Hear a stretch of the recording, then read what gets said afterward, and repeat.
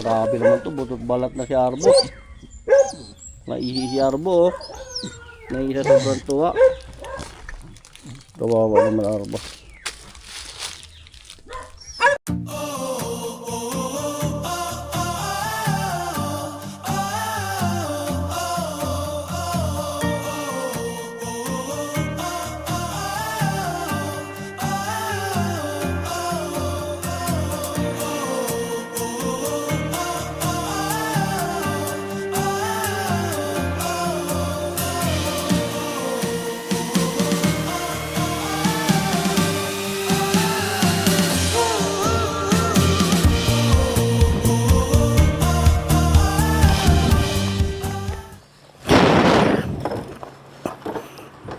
Bye. Morning guys. Today is Sunday. Pupunta lang muna ako saglit doon sa taas sa may mga kababuyan. Bibisitahin ko lang saglit. Pupunta ako doon sa pamangkin ko. At saka maghatid na rin ako ng pagkain doon sa mga aso na na-captured namin doon sa Techno Hub. Kawawa naman kasi kung naalala nyo, meron akong isang video na pinost sa Facebook na may hinatid akong aso doon sa Bulacan. Yung mga aso na yun yung nahuli namin sa Techno Hub na mga galang aso. Tapos inalagaan ko, napalapit sa akin. Ngayon di maiwasan kasi na nakakagat sila, nakakawala habang nakatali. Ngayon gusto ng management doon na i-turn over sa gobyerno. Kaso ayaw ko kasi alam ko na kung ano mangyayari sa kanila eh. Pagka wala talagang mag-adapt, so euthanasia sila, yung mercy killing. Kawawa naman, may mga buhay din yun. So dadalan ko sila ng pagkain ngayon ng page para kahit papaano naman pampatawid gutom nila. So ang punta ko ngayon sa San Jose del Monte, Bulacan. Pwede ako shortcut dito guys sa SM, kaso parang baka mas matagalan pa. Minsan kasi traffic dyan eh. Dito na lang tayo sa labas. Grabe init ng panahon. 8:52 pa lang pero ang taas na ng araw. So mula dito sa Lagro, dire-diretso lang tayo. Ang daan na to guys, papuntang Tungko. Pagdating sa Tungko, diretso ka pa. Bali yung Tungko, sakop na rin ng San Jose del Monte yun eh. Pero yung pupuntahan natin, malayo pa mula doon. Yung MRT 7, ito na yung abot niya oh. Hanggang doon yan sa Tungko. Siguro malapit-lapit na rin matapos to guys. Mga isang taon pa siguro bago mag-operate to. Yung kanto na yon, yun yung papuntang Lagro Subdivision, yung barangay Greater Lagro. Ito lang yung kalaban natin pag medyo tinanghali tayo ng alis. Talaga mainit yung araw. Ang pinaka-the best dito na oras kung kunyari pupunta tayo dito, kung yung pag pumupunta ako na sa lugar ng pamangkin ko, alas 7 ang alis kasi hindi pa ganun ka tirik yung araw. Ang isa pa matindi rito guys, kasi dahil nga sa ginagawang MRT na to, dyan banda sa bunkers papuntang Tala, may kanto ng Tala dyan. Matindi ang traffic dyan guys, kasi maliit lang yung kalsada. Tapos nasakop pa ng poste ng MRT. Sira din pala yung daan dito. Hindi ko na masyadong kabisado yung daan. Last time na pumunta ako dito, siguro mga 3 months or 4 months ago. Itong nakikita nyo mga kakahuyan na yan, sakop na yan ng Manila Water. Yung ang tawag doon yung dam, reservoir. Malawak yan guys. Ang kabilang ano niyan, sakop niyan, ayun, Lamesa National Reserve pala. Ang sakop niyan hanggang doon sa Montalban. Lamesa Dam kung tawagin. Dito sa kaliwa ko, dyan sa may Sampaguita, may daan din dyan. Amparo pala, sorry. Amparo. May daan dyan, pwede tayo dumaan dyan. Pagka matindi talaga yung traffic, kunyari tanghali na ako, nakaalis, mga alas 10. Hindi na ako dumadaan dito sa National Road na to. Doon ako dumadaan sa Amparo. Medyo pangit lang talaga yung daan doon. Malubak-lubak. Kaya tiisin muna natin yung traffic dito. Palagay ko naman sa ngayon, hindi pa ganun katindi. Tindi ng init. Today, Sunday nga pala guys, no? Kaya naisipan ko munang umakyat dito. Itong daan na to guys, yan yung malaria. Yung may harang na yan. Alam po, hindi na pwedeng pumasok ngayon dyan eh. Kasi parang magulo yung lupa na yan. Parang may kaso pa yata. Nandito na tayo sa bunkers. Ito na yung umpisa ng traffic guys. Kasi banding dyan sa dulo, kanto na yan ng Tala. May stoplight kasi dyan. Tapos yung daan pa dito, masikip, dati na masikip. Tinayuan ng mga poste kasi sa MRT. So talagang maliit na lang yung sako po, halos isang lane na lang kasya. Tapos may mga manhole pa dito sa gilid. Kaya hindi mo talaga magamit ang kabuuan ng kalsada. Buti nga sa ngayon na talagang tumatakbo yung mga sasakyan. Dati kasi pag dumadaan ako dito, talagang ang tindi guys, nagka-counterflow sa kabila.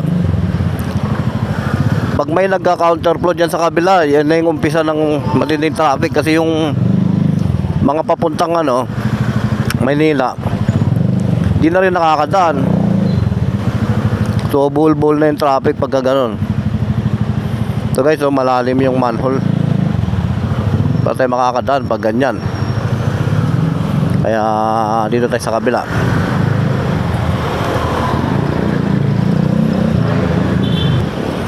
Ito na yung intersection guys. So ito na yung stoplight. Ayan, yung stoplight na yan. Pag kumaliwa tayo dito, yan yung Tala kung tawagin. Diyan sa Tala guys, sikat yan doon sa hospital na nangangalaga ng mga taong may ketong. Diyan sila ina-isolate. Kumbaga sa Maynila, parang sila yung sila yung San Lazaro. O kasi meron din yung pwede magpapa-injection ng anti-rabies. Basta ganun, ang talaga niyan, specialized sa mga ketongin, yung mga taong may ketong. Next na bayan ay ang Pleasant. Dito pala guys, dyan sa may tulay na yan, mamaya papakita ko. Saan ko na yung 360 Dyan maghihiwalay yung boundary ng Caloocan at Bulacan. Papasok na tayo sa Bulacan guys. Ito guys, itong tulay na to, ito yung nagsisilbing boundary ng Caloocan at Bulacan. Paglagpas natin ang tulay na to, ito, nasa Bulacan na tayo guys. Sakop na siya ng San Jose del Monte, Bulacan. So di ba, bilis. Pag galing Caloocan, tumawid ka lang, Bulacan na. Alam nyo guys, yung nakakatawa dyan, yung sa salary rate. Kasi kunyari, doon ka nagtatrabaho, bandang lagpas ng tulay. Siyempre, sakop pa siya ng NCR, Manila. Ang rate mo doon, NCR. Tumawid ka lang ng tulay, pag dito ka banda nagtatrabaho, provincial rate ka na guys. Ganun katindi. Pleasant na pala yun, yung paahon natin kanina. Nakaligtaan kong sabihin eh. Ito guys, nasa Tungko na tayo. Yan yung SM Tungko, San Jose del Monte, Bulacan. Tungkong Mangga, kung tawagin nila ang lugar na to, Tungkong Mangga. SM Tungko. Alam nyo guys, sa trivia lang, nung 1990s kasi napupunta ako na yung lugar na to. Para i-describe ko sa inyo ang lugar na to guys, yan yung tinatayuan ng SM na yan. Bangin yan. Ang nandyan, mga puno, damo. Ganyan siya katindi. Ngayon tingnan nyo naman, oh.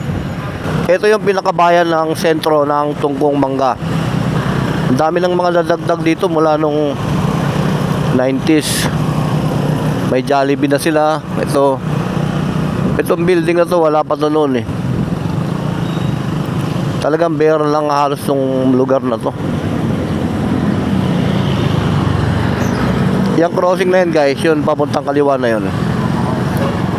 Kung alam nyo yung Grotto, malapit na lang dyan, siguro mga nasa 2 kilometro o mahigit 1 kilometro na lang. Ang laki ng improvement ng lugar na to guys. Tingnan nyo, oh. Ito dati yung lugar na yan, gasolinahan yan, Petron. Tapos ngayon tinayuan ng showroom yata to o sama-sama na. Ito naman yung Gumaok. Yung pakaliwa na yan. Ayan, barangay Gumaok is. So, diretso pa rin tayo. Malapit na tayo guys. Doon sa Higay. Mabilis na yung biyahe eh.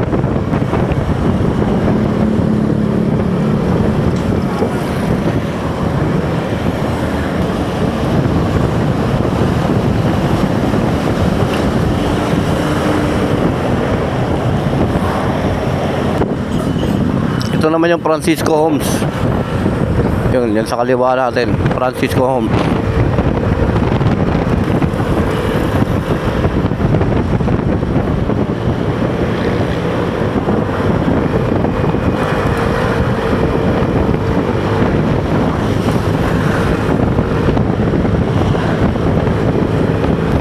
Dito na tayo sa bayan ng San Jose del Monte guys. Ito yung pinakasentro nila.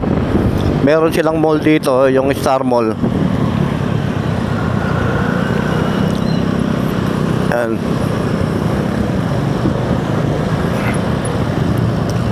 Ayan yung Star Mall.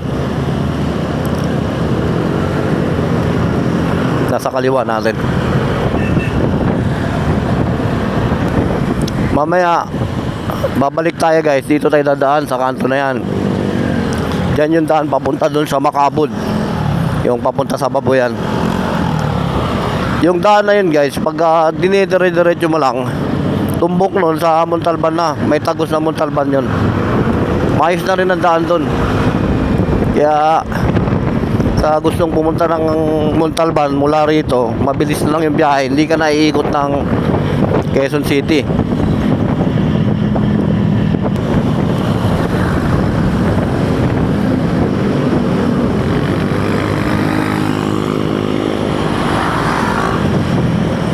Papasok na tayo dito guys sa Highview Subdivision. Napaayos pala yung isang gate.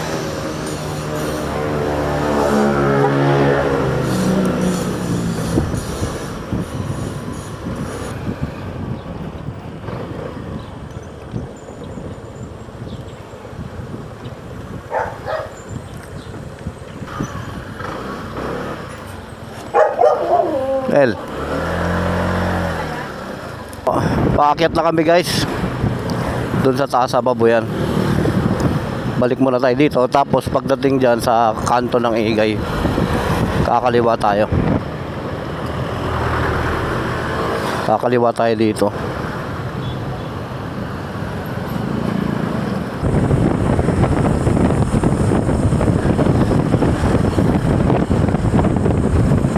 Itong lugar na to guys, siguro mga after 2 years gaganda tong lugar na to kasi merong tinatayo dito ng ano guys,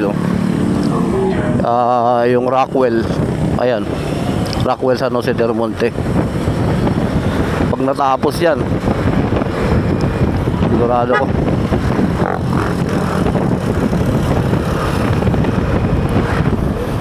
ito yung daan na to guys na sinasabi ko sa inyo na pag tinagos nyo, dire-diretso lang ang labas Montalban.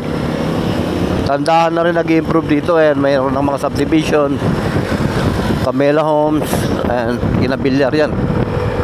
Sino mag-aakala na dating remote area, ngayon ito, napakarami na ng tao. Maraming mga ano dito guys, yung mga farm ng mga panabong na manok. Yung mga may-ari, artista, politiko, nakatago lang. Kumbaga nakikita nyo dito, mga gate lang. Pero pag pumasok kayo sa loob, malawak. Diyan muna tayo. Ha? O, diyan muna. Tapos akyat tayo.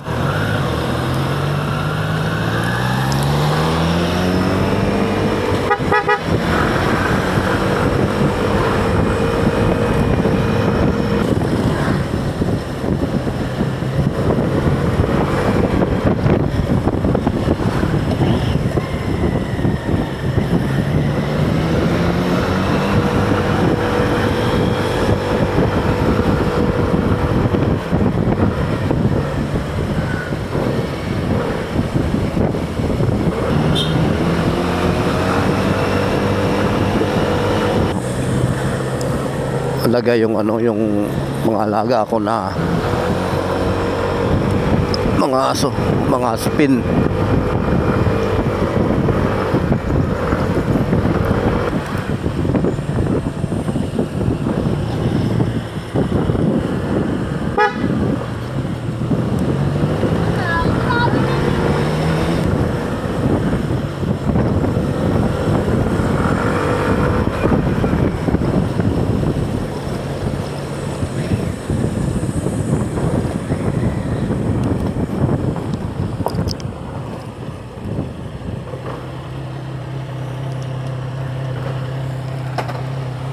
Yan, papa mo dyan? Papa mo nandyan? Si papa mo nandyan?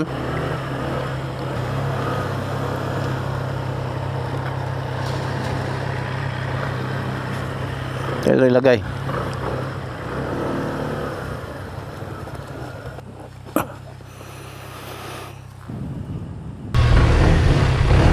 Kami. Akyat na kami doon sa taas sa Makapud. Una ka dyan.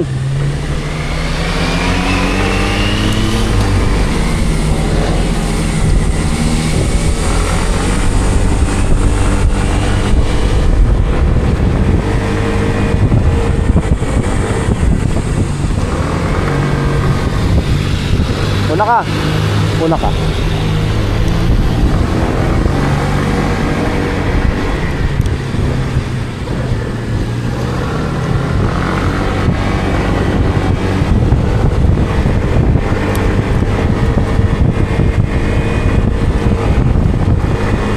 Punta na kami doon sa taas sa Makapud.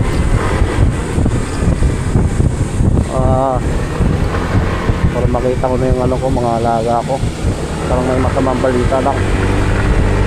Sabi yung kuya ko, dalawa na lang yata yun natira doon. Dinalaga yung isa, ewan ko dinalaga. Pinatay, kawawan.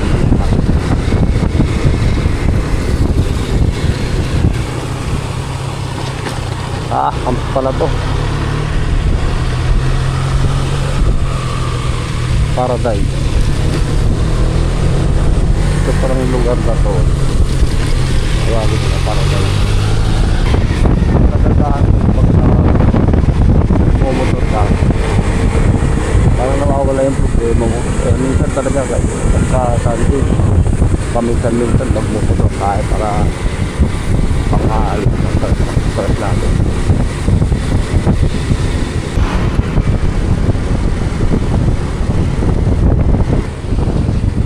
Super yung init.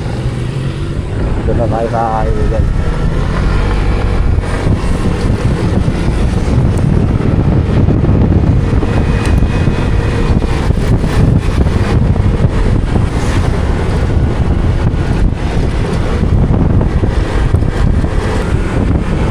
Dito guys, medyo maliit na. kasi paliko-liko din. Pit din yung daan dito.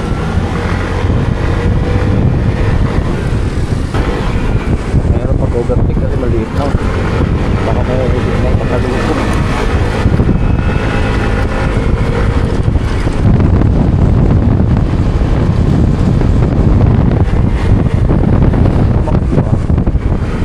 Benting na.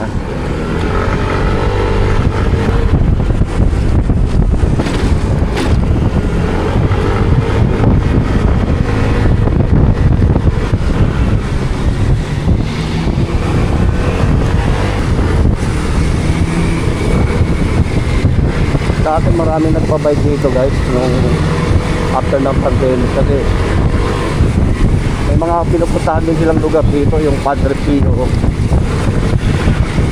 Meron pa ano alam ko may court dito lang ang sarban. Marami din nag-ride dito. Yung iba naman yung mga dirt bike, nagtitrade sila. Merong trade area dito. Walang sa atin trade. Yung Macabro proper. Proper bayan nila.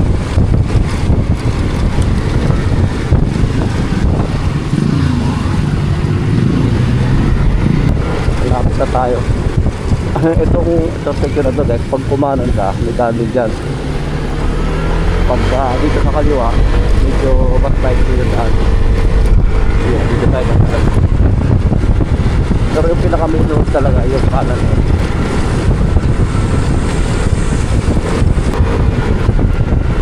Dito wala pag ano dito yung mga tanim pa yan ay ganda tingnan ayun wala patay yung mga pananim sobrang pilit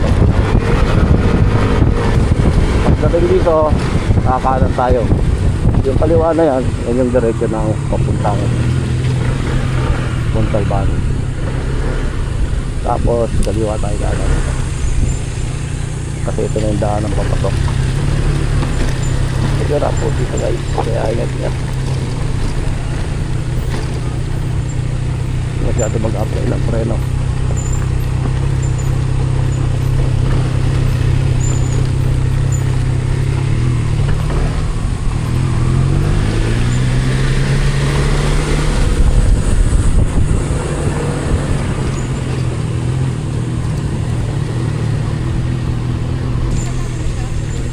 Talbog.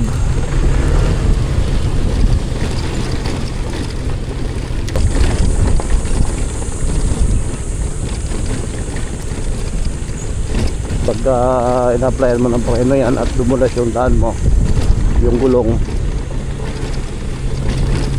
turbol ka dyan.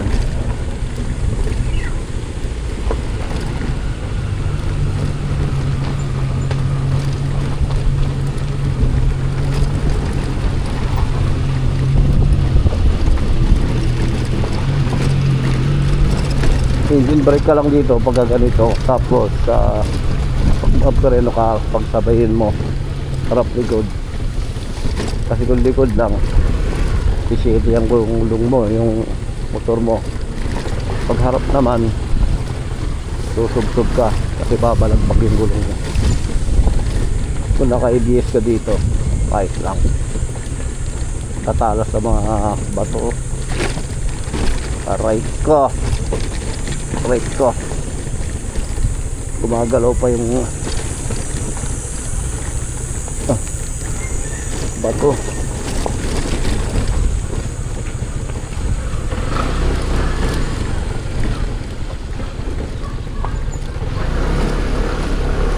Nakapagod sa braso. Aray, anak yata ni Arbo to ah.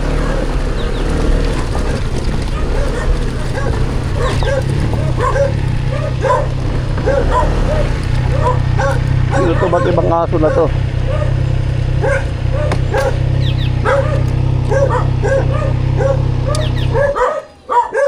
Ba't iba na itong aso na to? Iba na. Pagkaanak ata. Ha? Pagkaanak. Oo, mabait ka.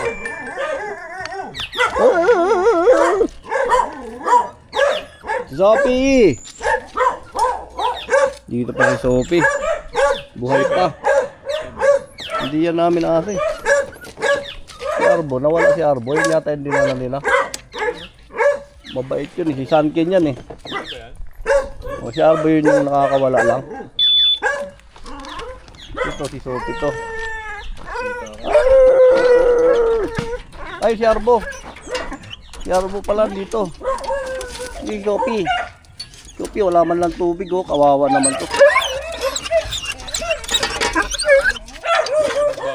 Wala Sophie. Wala tao dito. Arbo! Grabe naman to, butot balat na si Arbo. Naihi si Arbo oh. Naihi sa sobrang tuwa. Kawawa naman Arbo.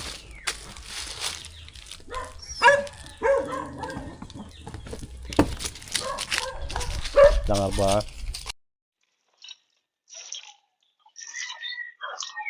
Arbo! Kain na si Arbo. Gutom talaga Arbo ah. Gutom talaga. Dagdagan natin. Lungkot nyo dito ah. Dagdagan natin po.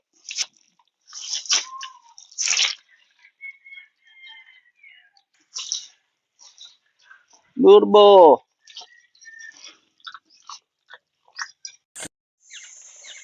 Oh, dagdag pa ano pa to eh. Dagdag gastos pa yan oh.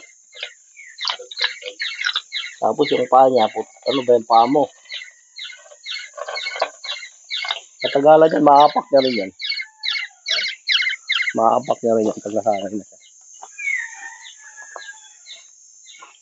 Sophie! Sophie! Oh, kain na Sophie oh. Nakakain na. Feed. Dahil mo ka na Arbo.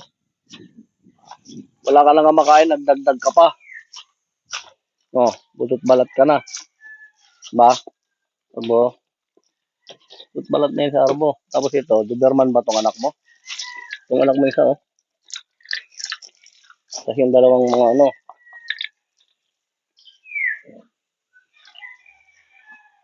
Saan kaya isang akin? Arbo. So, ano man Arbo oh.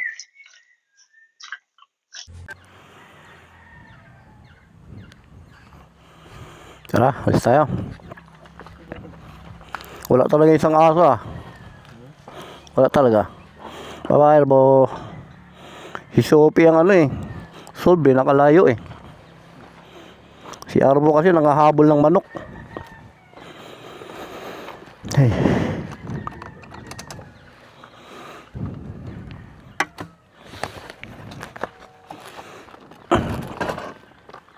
Aray ko.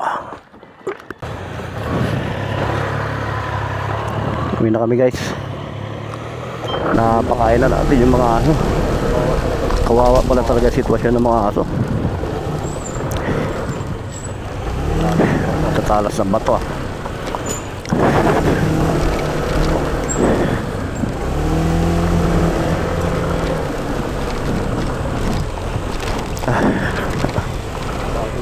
Bago yung gulong ko. Napasapak agad dito.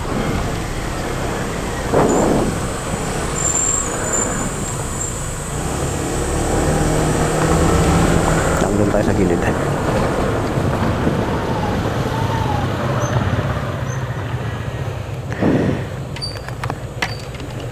Masyado makita yung daan.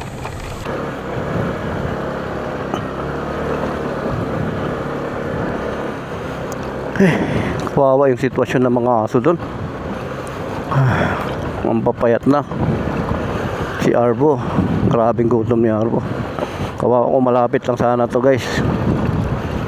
Every weekend nandito ako para mapakain sila.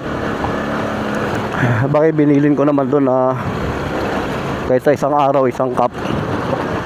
Para kahit pa paano may laman siya naman sila sa bawat araw.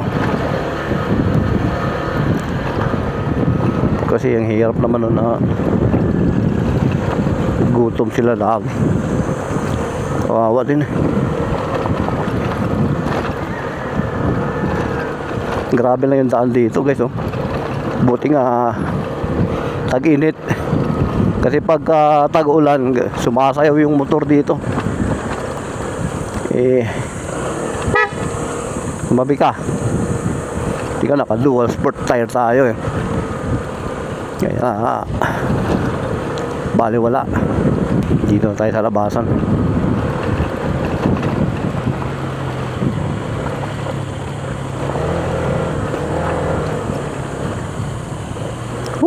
Init.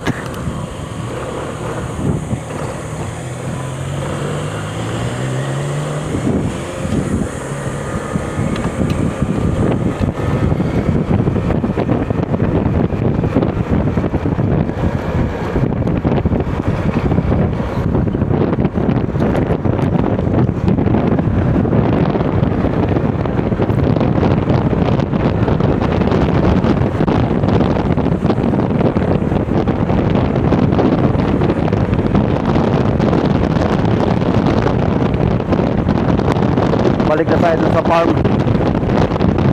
Kanan mo namin yung kuya ko. Tapos uwi na tayo. So 11 pa lang naman baga guys. Mabilis din yung nag-ipla.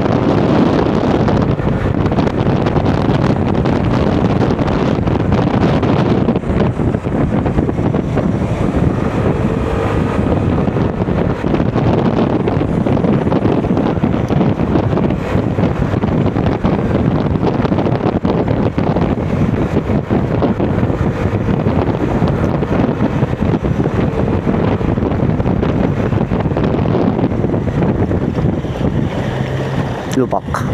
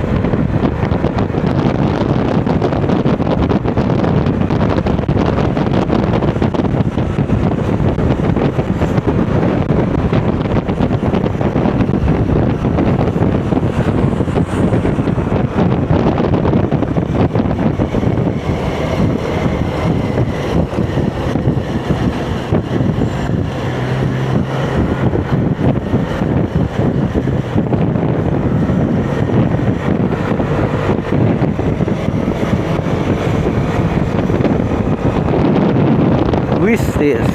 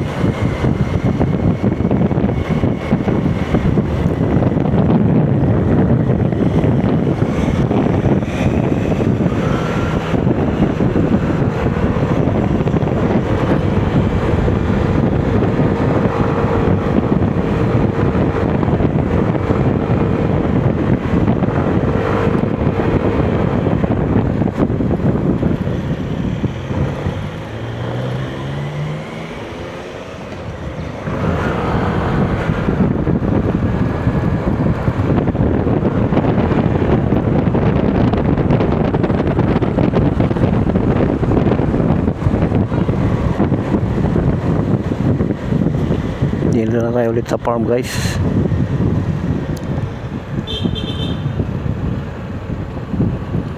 Init. Ito muna tayo.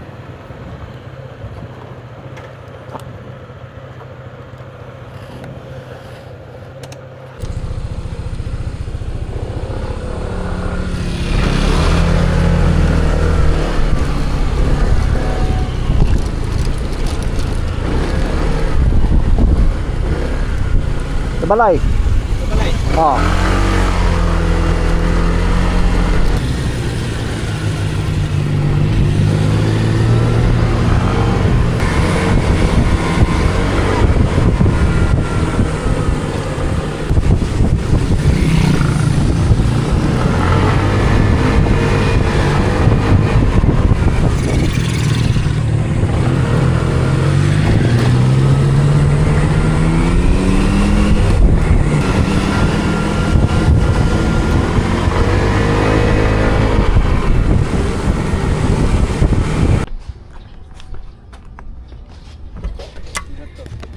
Dan. Tama ulit dyan, sa ano dyan, sunod. Panoorin mo yung rides namin yan. Yan.